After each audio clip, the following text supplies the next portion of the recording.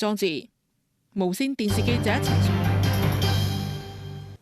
各位，美國總統特朗普出席白宮記者協會晚宴期間發生槍擊事件，佢依家將會喺白宮發表聲明，睇睇現場。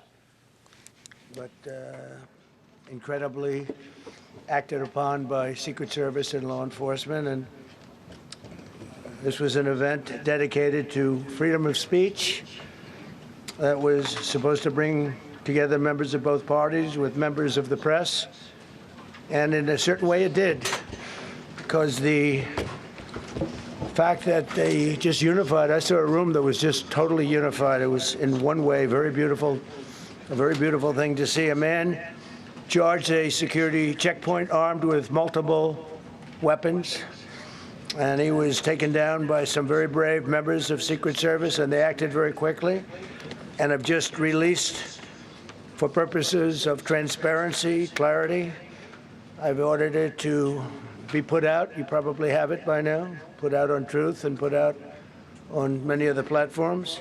A tape showing the violence of this thug that attacked our Constitution, and also showing how quickly Secret Service and law enforcement acted on our country's behalf.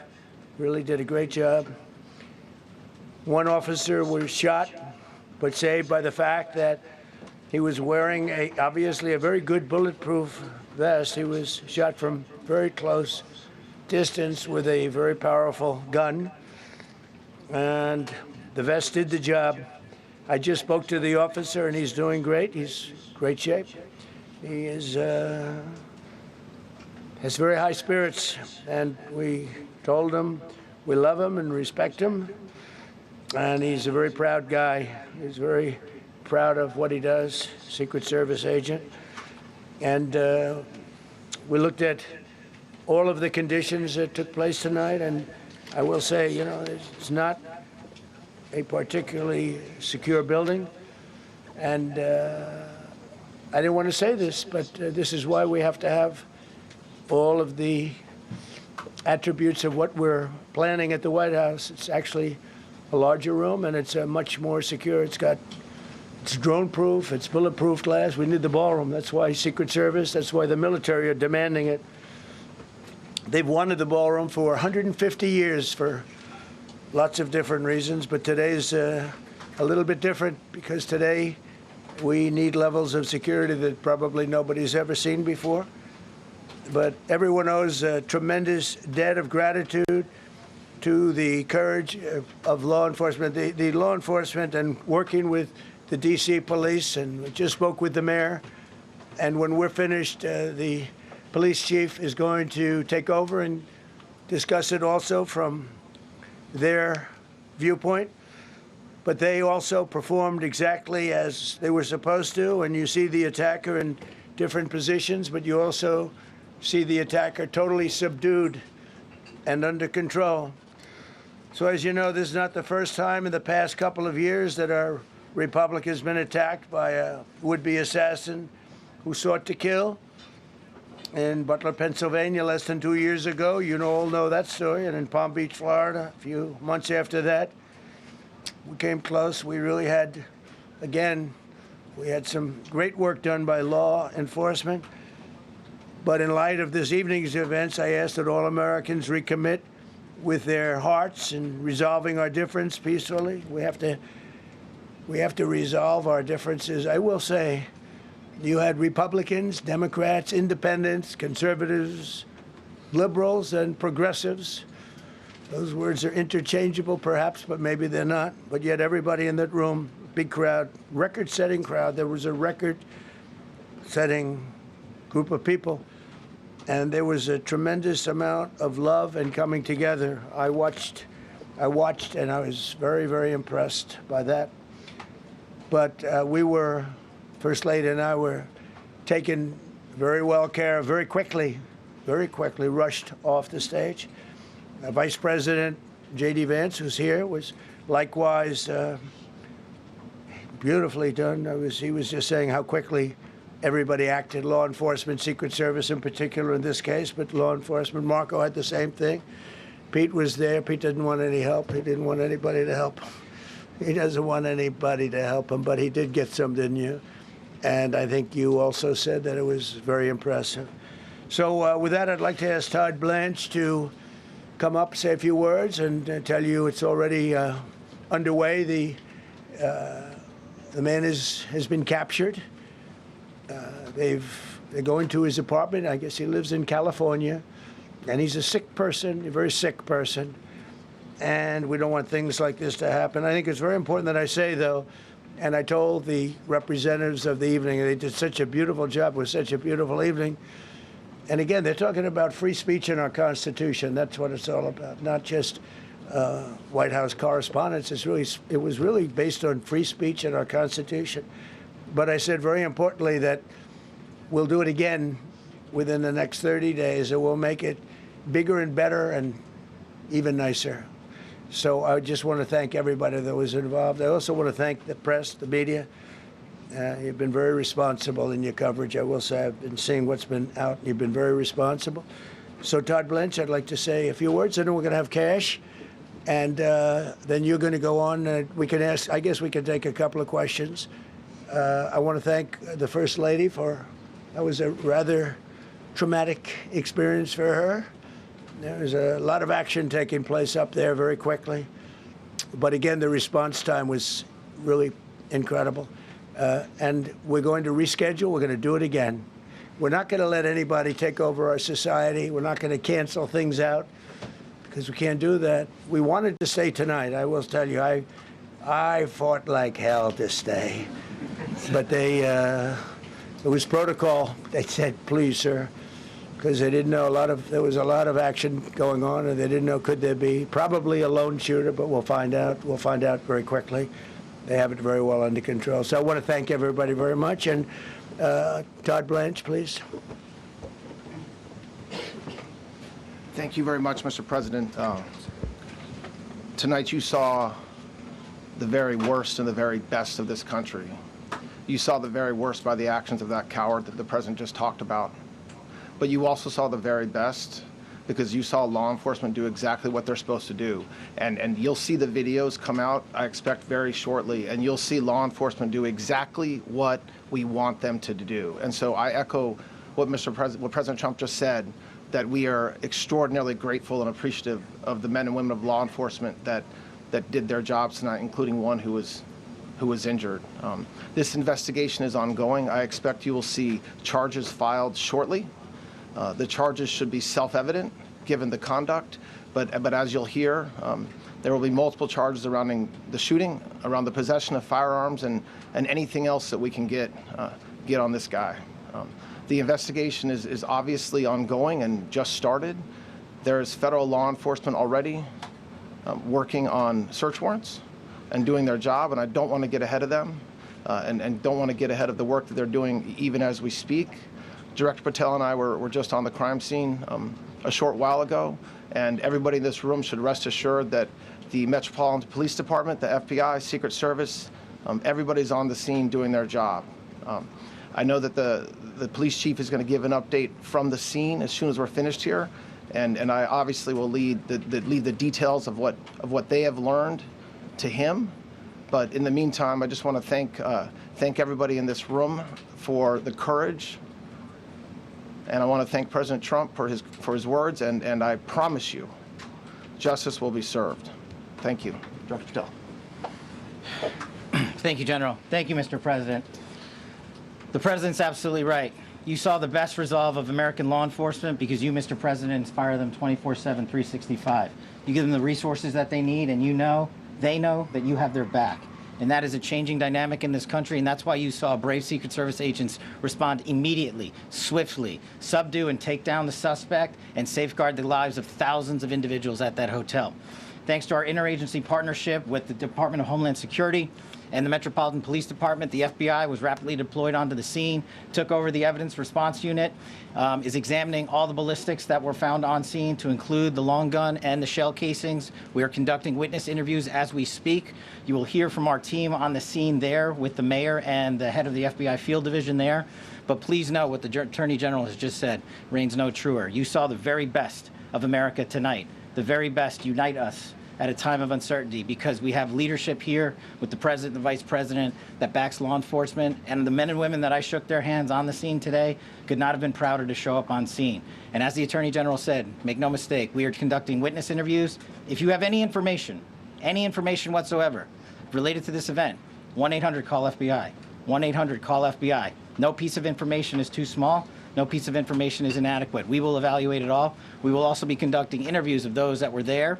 And if any of those individuals have information, please come forward to law enforcement or the FBI or the Metropolitan Police Department. We will be examining this individual's background thoroughly. That process has already started, and we are going to ensure that he was either a lone wolf actor or anyone else that was responsible. We will analyze all evidence immediately to make sure that we safeguard this country. Mr. President, Mr. Vice President, thank you for your leadership. Attorney General and Homeland Secretary Marlin, thank you for your partnership in law enforcement. Thank you, Ken. Okay, we'll do a couple and then we go to the chief. Madam Chairman, I just want to say you did a fantastic job. What a beautiful evening, and we're going to reschedule. Okay. And after that, it's very tough for her to ask a killer question, right? But you have done a fantastic job. Please. Mr. President, I appreciate it. As you mentioned, it all happened so quickly. Yeah. And I wonder, especially because unfortunately you have experience with these sorts of threats, in that moment when you realized there was a threat and service agents were telling us to get down, can you describe what was going through your mind, how you were feeling in that moment? That's a very good question, actually. It was, it's always shocking when something like this happens. It's happened to me a little bit, and that never changes. The fact, we were sitting right next to each other, First Lady on my right, and I heard a noise and sort of thought it was a tray. I thought it was a tray going down. You know, I've heard that many times, and it was a pretty loud noise. And it was from quite far away. He hadn't breached the area at all. They really got him. But, so it was quite far away, but it was a gun. And some people really understood that pretty quickly, other people didn't. I was watching to see what was happening. Probably should have gone down even faster. Melania was very cognizant, I think, of what happened. I think she knew immediately what happened. She was saying, that's a bad noise. And we were whisked away along with other people, but we were really whisked away. And again, the performance of the Secret Service and the police, all of the law enforcement, I thought was really good. So it was very quick. There wasn't a lot of time to be thinking, because it was a matter of seconds before we were out the door and gone into an area. We very much, and you wanted to too, we very much wanted to continue it, because I don't like to let these sick people, these thugs, these horrible, horrible people, change the fabric of our life, change the course of what we do. So we held out. You were there. We held out right till the end, but they didn't want to take a chance, and I understand there was protocol. But we're going to be doing one hopefully within the next 30 days or sooner, and I am ready, willing, and able. And I was all set to really rip it. And I said to my people, this would be the most inappropriate speech ever made if I said one. So I'll have to save it. I don't know if I could ever be as rough as I was going to be tonight. I think I'm going to be probably very nice. I'll be very boring the next time, but we're going to have a great event. And you did a fantastic job. Thank you very much. Peter, go ahead. Thank you, President Trump. There's a report in the New York Post that this assailant assembled his weapon somewhere on site at the hotel. What do you think about that? And I ask respectfully, why do you think this keeps happening to you? Well, you know, I've studied assassinations, and I must tell you, the most impactful people, the people that do the most, you take a look at the people, Abraham Lincoln, I mean, you go through the people that have gone through this, where they got them, but the people that do the most, the people that make the biggest impact, they're the ones that they go after. They don't go after the ones that don't do much, because they like it that way.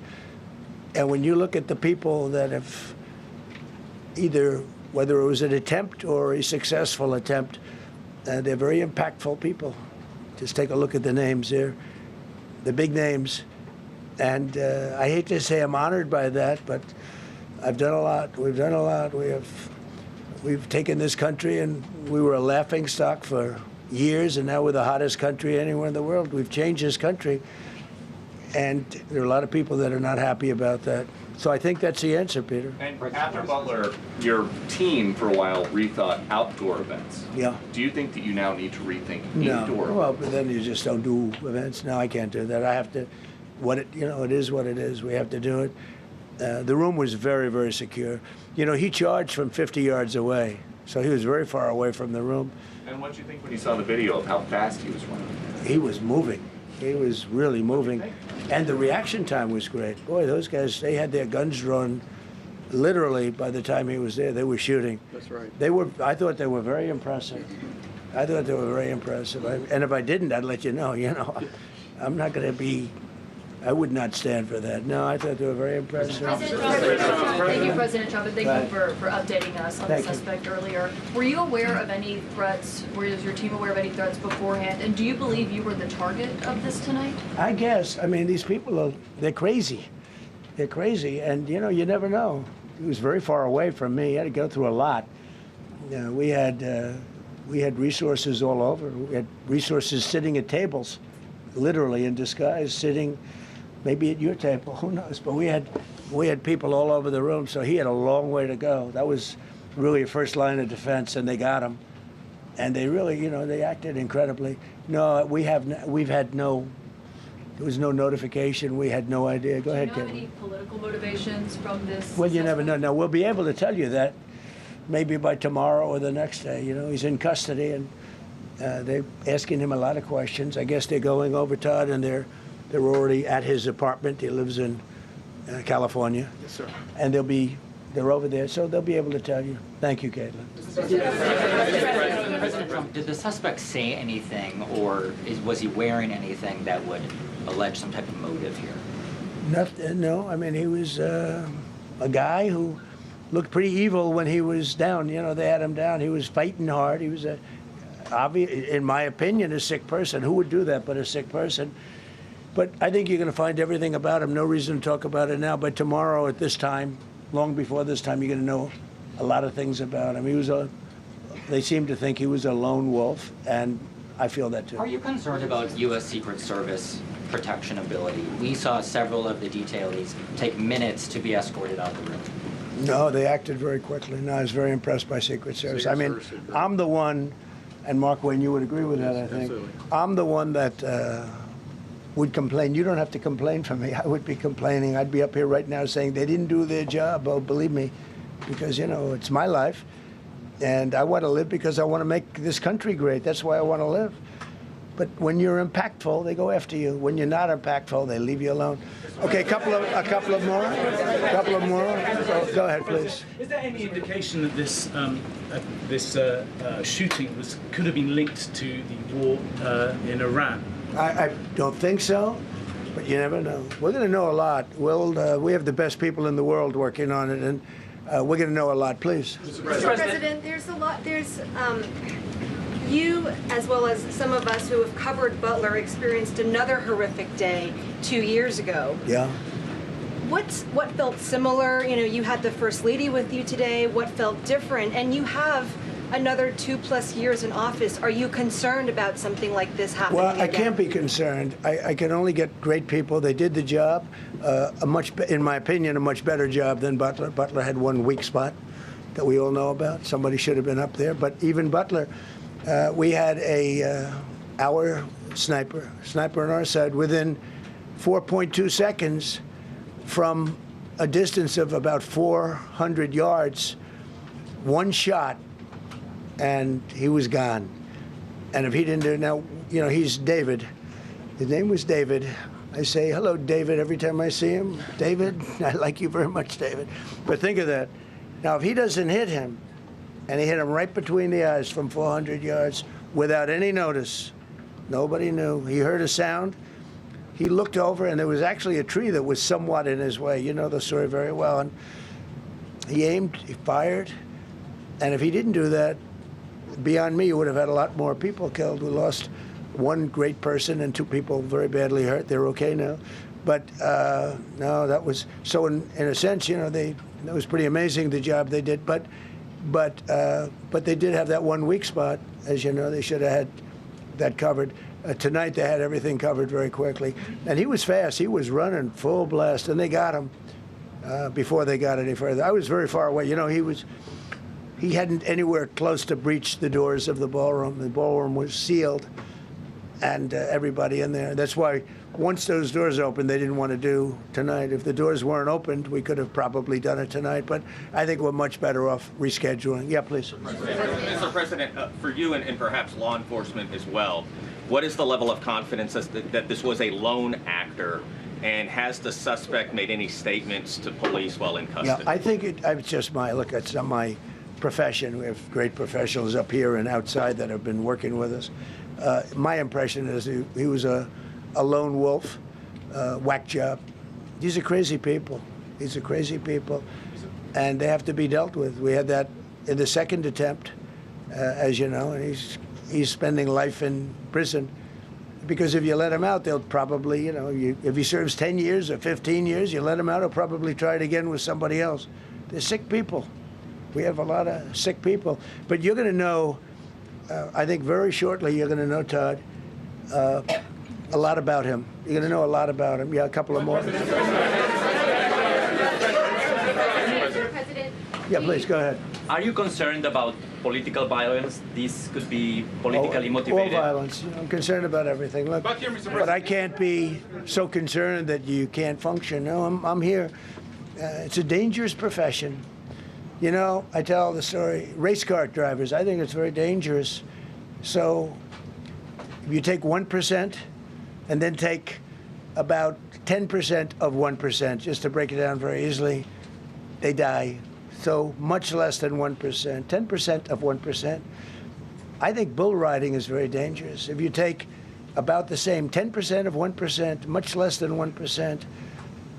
But if you take presidents, it's 5.8%. And about 8% are shot at. So nobody told me this was such a dangerous profession. If Marco would have told me, maybe I wouldn't have run. Maybe I would have said, I'll take a pass. No, it's a dangerous profession, but I don't view it that way. Look, I'm here to do a job. As part of the job, it is a dangerous. I can't imagine that there's any profession that's more dangerous. But I love the country, and I'm very proud. I'm very proud of the job we've done. You see what's happened. We have a great country. We've got, I think, the most successful, the hottest country anywhere in the world. This happened over a period of just a year, and we're going to do great things. But with that come risks. There's no question about it. Yeah. To that end, I mean, there's been so much political violence, not just aimed at yourself, but at other members of Congress, state house speakers, you name it. Is that just the cost of doing business to do politics in America anymore? Yeah. Well, what does that say about our country? Too. You know, we're not the only country. You look at this great violence with all countries. I was talking to somebody from another country today, and they have numerous assassinations of political figures all over the world. You look at South America, it's like some of the numbers are just horrific. It's dangerous. It's dangerous stuff, whether it's here or someplace else. No country is immune. No country. Good question. Is it possible to turn that temperature down at this point? Well, probably if I decided to just not do much, you know, if I let everybody rip us off and take advantage of us. Look, we're leading the world in trade now. We're leading the world in the military. We're the greatest military in the world. I rebuilt it in my first term, and now we use it because we have no choice. We can't let, as an example, Iran, we can't let them get a nuclear weapon. Everything will be peanuts compared to that if they ever were given a nuclear weapon, and they'd use it too. Marco and I were talking about it today. They would use it without even hesitation. We can't do that. It was a shame. I said, oh boy, look at the numbers. We just broke 50,000 in the Dow. We just broke 7,000 in the S&P. They said we couldn't do it in 7 years, in 5 years, 4 years. They were saying maybe in 5 or 6 years. And we did it in 1 year. And I called everybody together. I called all of these people and others, and I said, we have to take a little journey. I say to do this. We just had the great number. We just broke 50,000. Wasn't supposed to happen during my term. Wasn't reachable. We did it in 1 year, and I said, we're going to have to make a journey to Iran.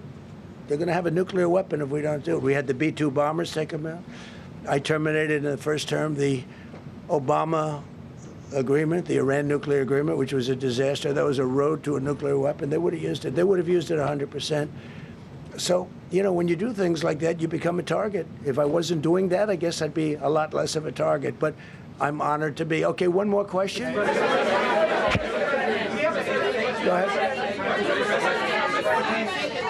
Yeah, go ahead, please. Thank you, President Trump. Thank you, President Trump.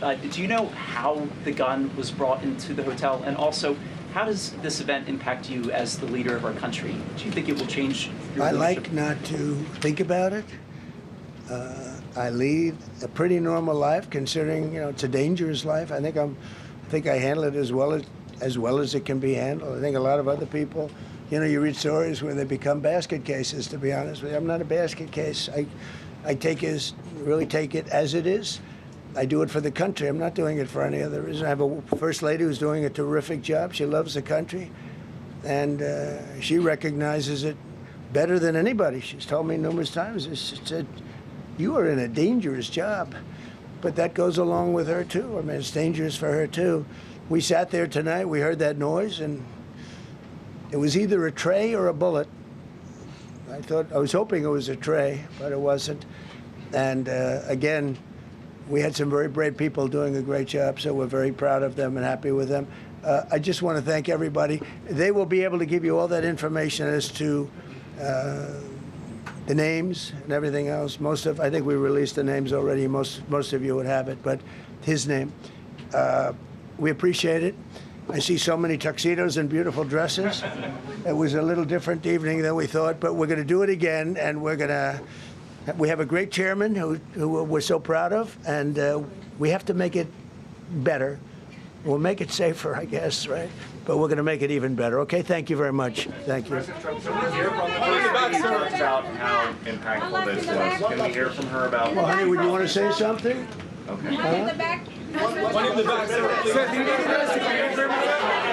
Right. Millions of people across the globe, in fact, are watching you. You demonstrated courageous leadership, and thank God you're alive. All of us are alive today. What is the message that you want to give to the world that this should change? What corrective measures can we take from here on? Well, all you can do, look, I don't care how many people you have, how good they are. They can be the greatest people. You have the greatest security in history. If you have a whack job who's got a brain, but it's a little bit distorted or a lot distorted, they can make trouble. I would say, Pete, right? You know, they can make trouble. Some of these people are of genius level IQ, and they're nuts. So it can be trouble. So you do absolutely the best. You get the best. We have the best people. Well, look, it was proven tonight. He started running from 50 yards, and he was fast. He was like a blur on tape. He was moving. It was very impressive the way they got him, because a lot of people would be looking and saying, you know, it's like a weird feeling, and they would let him get through, but they didn't let him get through. They drew those guns so fast. They looked like Matt Dillon. They looked like somebody that knew what they were doing, and we really do. But it comes with the territory. And if you want to do a great job, I really believe that. And you take a look at what's happened to some of our greatest presidents, and it doesn't happen to people that don't do anything. And it's not going to deter me from winning the war in Iran. I don't know if that had anything to do with it. I really don't think so, based on what we know. But we're going to continue to do a great job. That's all I can do. Thank you very much. I'll see you tomorrow. Thank you. Thank you. 各位美國總統特朗普啱出嚟見記者，係就回應今晚白宮記者協會晚宴期間發生嘅槍擊事件。佢係多次提及係感謝特勤局佢哋嘅反應迅速，感謝執法人員以及各個部門喺事件當中表現出色。據了解，呢名疑犯嚟自加州，相信係屬於單獨作案，調查仍然喺進行當中，將會交由聯邦執法部門調查。另外，佢被記者問及到今次嘅事件同伊朗戰爭有冇關係，特朗普認為呢件事係同伊朗戰事無關。現場情況先睇呢度，稍後會有詳細報導。休息翻嚟會有其他消息。